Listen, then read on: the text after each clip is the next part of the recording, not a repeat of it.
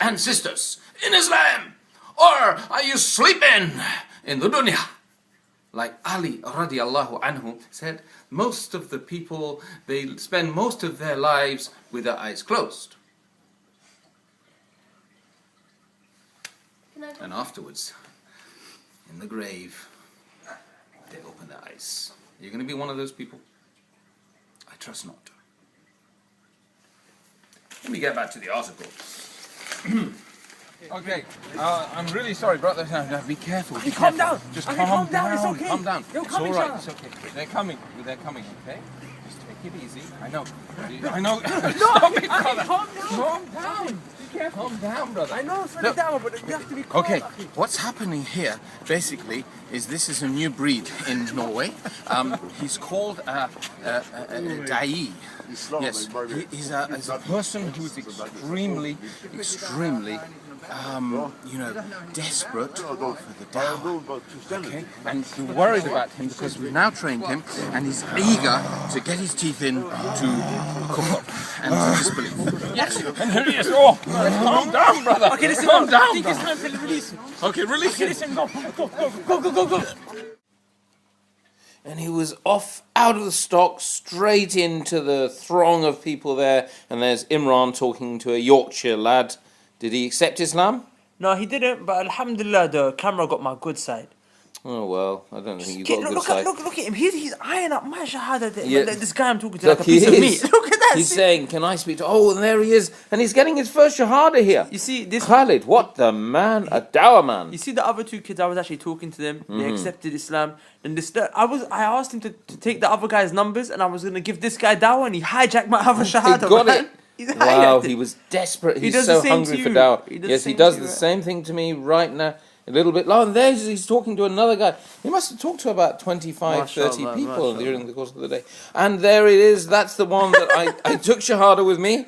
And then he grabbed hold of him and I said, explain in Norwegian. And then 5 minutes later, he was taking shahada with him as well. The funny thing is, you actually said he might make him apostate so we can retake his shahada.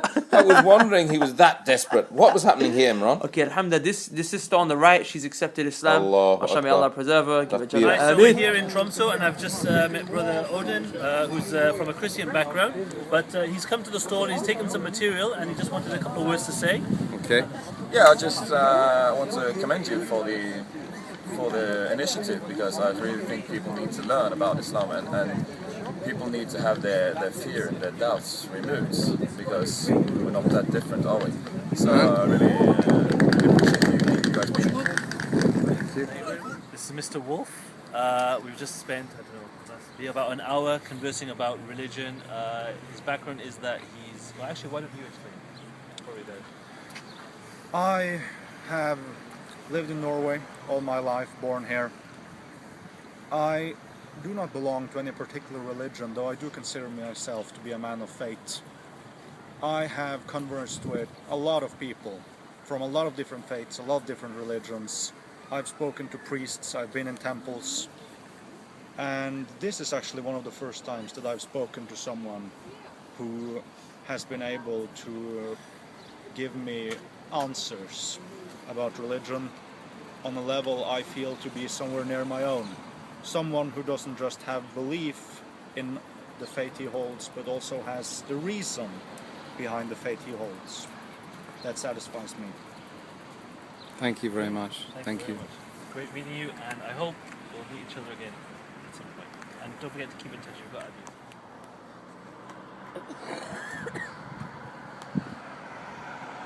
Assalamu alaikum, brothers and sisters, and here we are in Tromsø, the land of the midnight sun. Believe it or not, we're filming actually at 1 a.m. in the morning, and it is freezing, but we're here with our little da'i Khadija talking about the 𝐥𝐢𝐤𝐵 series.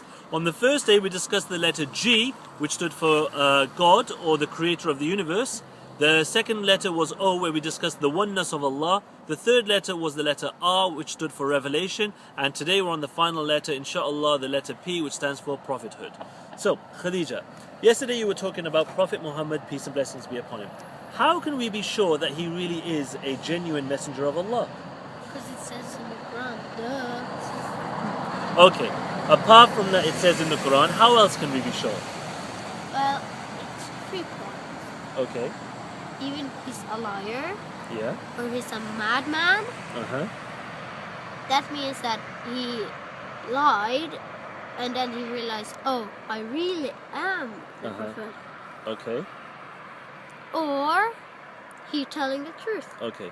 So let me just clarify. So either he's a liar where he knows he's not the prophet and he knows he's telling a lie, or he's a madman where he thinks he's a prophet, but obviously, you know, if he's not, then it's lies, or he genuinely is the messenger of Allah. So how do we know which one of these three he is?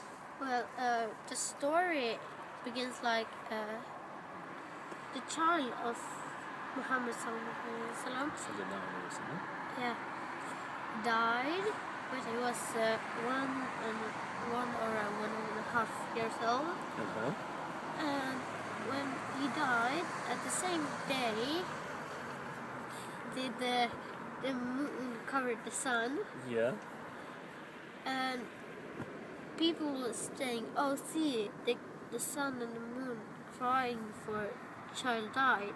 So what do you think he would do if he really lied? If he was a liar, he would have said, look, see, I am really the messenger of Allah because the sun and the moon is crying for my son. And if he was a madman? If he was a madman, he would have thought to himself, oh, the sun and the moon, they are crying for my son, so I really must be the messenger of Allah. Yeah, and you know what he really did? No. When the people's talking, he stopped them from talking, and he said, come to the masjid, I will tell you some important thing. And then they went to the masjid, and there he stood up and he talked, and he said that the moon and the sun doesn't cry for anyone. It was just a creation of God. I see. So he basically clarified that it's got nothing to do with the death of his son. Yeah, and it isn't for anyone. I see. Okay, so basically he took the actions that is not what a liar or a madman would have done. It's something that a genuine messenger would have done. Yeah. Okay. Is there anything else that, you know, we can look at maybe that might add some credibility? Yeah, he you know what his nickname was? No. The Trusted. They used to call him the trustworthy one. Yeah. Okay. And when people was going out, they leave their stuff with him. Okay. Even the people who tried to kill him. Really? The people who tried to kill him used to leave their stuff with him as well? Yeah. Wow. Okay. So when he was going to, in the beginning, when he was going to tell about Islam, he went up on the mountain and he called everyone in. Yeah. And when everyone was there, he said, I have something important to tell you. Okay. Is that we have to worship one God alone. Right. And then his uncle said, was that all? Did we come all this way for just this? And then he said a bad word. Right. And in the Quran, it says that Abu Talib, or his uncle and his wife, would they would go to hell because they were very, very bad. Right, I see. So if you were Abu Talib, Abu Lahab. Abu Lahab, sorry. Yeah. I always do that. What did you do? Okay, so if I was Abu Lahab at that time, I would have contradicted Prophet Muhammad by saying, you know what, I actually believe in your message, I believe in your God, therefore I'm a Muslim, and by your definition I must go to heaven, which contradicts the Quran. Yeah, and he didn't do that. He didn't do that? No, he Really? didn't say that. But Muhammad, he said, here's the key, take it. Yeah. Yeah, but he didn't take it. Okay. He didn't say, oh, I believe in God. Okay, so how long did this last for? Well, 10 years or something. So in 10 years, Abu Lahab had the choice to say that he believed in Islam to destroy it, and he never did it. Never. And did he like Islam? No. How do we know? Because he tried to destroy. Okay. So he kept trying to kill Prophet Muhammad and destroy Islam, but he didn't take this easy option. So what you're saying is that how else could Prophet Muhammad, peace and blessings, have known this unless he was a genuine messenger of Allah? Yeah. And if the Quran was true. Okay, very interesting. So Muhammad have to be the real message. Because he come with the Quran and he tells about Islam. And he's like... Okay. Yeah. Anything else? Well, it was a man who wrote a book. Yeah. And that book is about the 100 best people in the world. And you know who was first? No. Muhammad. Really? Yeah. So this man, do you know his name? Muhammad. No, the man who wrote the book. No, not really. Okay. The man that Khadija is talking about, his name is Michael Hart, and he wrote a book called The Top 100 Most Influential People in the History of the World, and the number one person that he chose was Prophet Muhammad, peace and blessings be upon him, because he said he is the only person that was supremely successful on the secular and the religious fields. Yeah. Okay.